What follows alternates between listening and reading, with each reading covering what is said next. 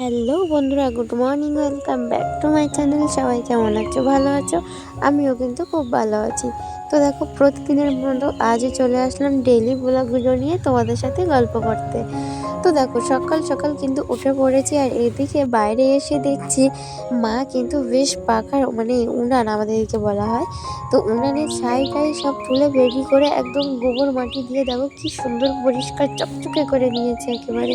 যেহেতু আমাদের গ্রাম অঞ্চলে বসবাস, সেই জন্য কিন্তু সকালবেলা উঠে সবাই আগে এই কাজটাই করে, উনান পরিষ্কার করে, তারপরে সব চারিদিকে পরিষ্কার করে ঝাঁটপাট দিয়ে গোবর টোবর দিয়ে। তো তারপরে দেখো, আমি রান্না করব, তার জন্য সবজিপত্র নিয়ে এখানে চলে এসেছি। আর দেখতেই পাচ্ছ কি কি সবজি এনেছি। তো মা যেহেতু এদিকে সবকিছু রেডি করে দিয়েছে, তো আমি তাড়াতাড়ি করে কাটতে শুরু করে দিলাম। কাটতে কাটতে মায়ের সাথে একটু জাস্ট মজা করে নিলাম। তো এখানে দেখো, আমি নিয়ে নিয়েছি মটরশুঁটি, কাঁচা লঙ্কা, আলু, বেগুন, তো আরও নিয়ে নিয়েছি গাজর, প্যাচকলি, বরবটি, সব রকমের সবজি আমি এখানে নিয়েছি। কারণ আজকে বাড়িতে একটু অন্য রকমের রান্না হবে। আর এখানে আমার টুসি দেখো কাজ করছে ওখানে, আর ও ওখানেও চুপটি করে বসে আছে। তো আজকে বাড়িতে একজন আসার কথা আছে, তার জন্য কিন্তু অনেক কিছু রান্নার তোড়জোড় চলছে। তো চলো, আমি এক এক করে সবটা রেডি করব আর তোমাদেরকে দেখাবো। এখানে দেখো বড় বড় নদীর চাওড়া চিংড়ি মাছ নিয়ে নিয়েছি, এই যে দেখতেই পাচ্ছ। তো তারপরে ফার্স্ট আমি শুরু করলাম বেগুন কাটা। বেগুন কাটার পরে দেখো এদিকে বরবটি, গাজর কেটে রেখেছি। আর মা শুধু অপেক্ষায় আছে যে কখন দেবে, কখন কেটে দেবে। কারণ মা আজকে রান্না করবে বলেছে, কারণ বলেছে হাতে বেশি সময় নেই, 2-3 ঘন্টা সময় আছে, এর ভিতরে 2 ঘন্টার ভিতরে প্রায় সব রান্না কমপ্লিট করতে হবে। তো এদিকে দেখো ডিম সিদ্ধ করা হচ্ছে, আর এদিকে তোমাদের দাদাভাই সকালবেলা সবার জন্য কিন্তু কফি বানিয়েছে। আর এদিকে দেখো কুলির আচার বানানো হয়েছে, তো এটা হিটারেই বানিয়েছে তোমাদের দাদাভাই। এই যে দেখো, এখন প্রচণ্ড গরম, তো সকাল সকাল কিন্তু ভীষণই তোড়জোড় চলছে, তোমরা দেখে বুঝতে পারছো। এদিকে কফি হয়ে গেছে পুরোপুরি রেডি, এই যে। তো চলো, এবারে হচ্ছে কফি পরিবেশন করার পালা। আর দেখো, কফিটা কিন্তু তোমাদের দাদাভাই বেশ ভালোই বানায়। আর এখন চা খাওয়ার থেকে কফি খাওয়াটা কিন্তু অনেকটাই ভালো। আমার তো বেশ ভালো লাগে, চা আমার অতটাও বেশি ভালো লাগে না, কিন্তু কফি আমার একটু বেশিই ভালো লাগে, তবে একটু ব্ল্যাক কফি বেশি ভালো লাগে। তো যাই হোক, তারপরে দেখো কফি তো নামানো হয়ে গেছে, এবার তড়িঘড়ি করে ডিম সিদ্ধ বসিয়ে দেওয়া হলো এখানে, এই যে।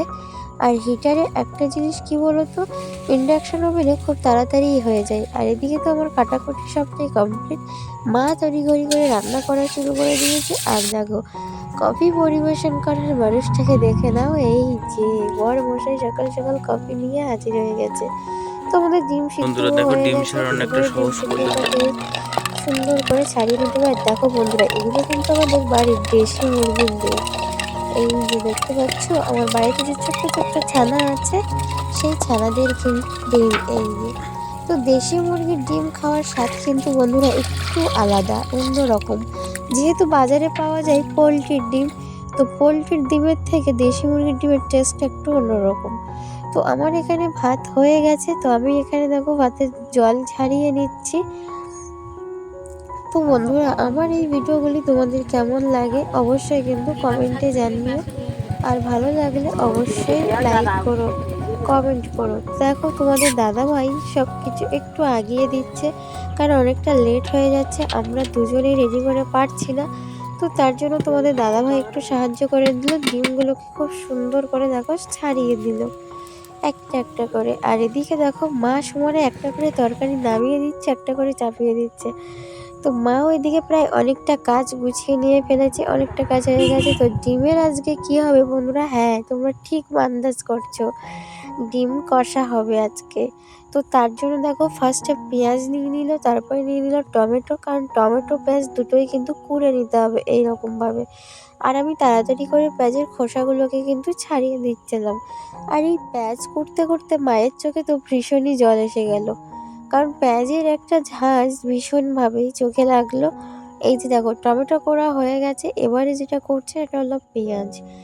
আর এইখানে দেখো ডিমগুলো কিন্তু পুরোপুরি রেডি। আর আমার টুসি সোনার খুব খিদে পেয়ে গেছে, যার জন্য আমার টুসি সোনার অবস্থাটা দেখো একটু, কিভাবে শুয়ে আছে ও। এদিকে দেখো আমার মিঠুরও খুব খিদে পেয়ে গেছে। আমার মিঠু সোনা শুধু বাইরের দিকে তাকিয়ে তাকিয়ে আমাদেরকে দেখছে, কি হচ্ছে কি করছে, এরা কেউ আমাকে খেতে দিচ্ছে না।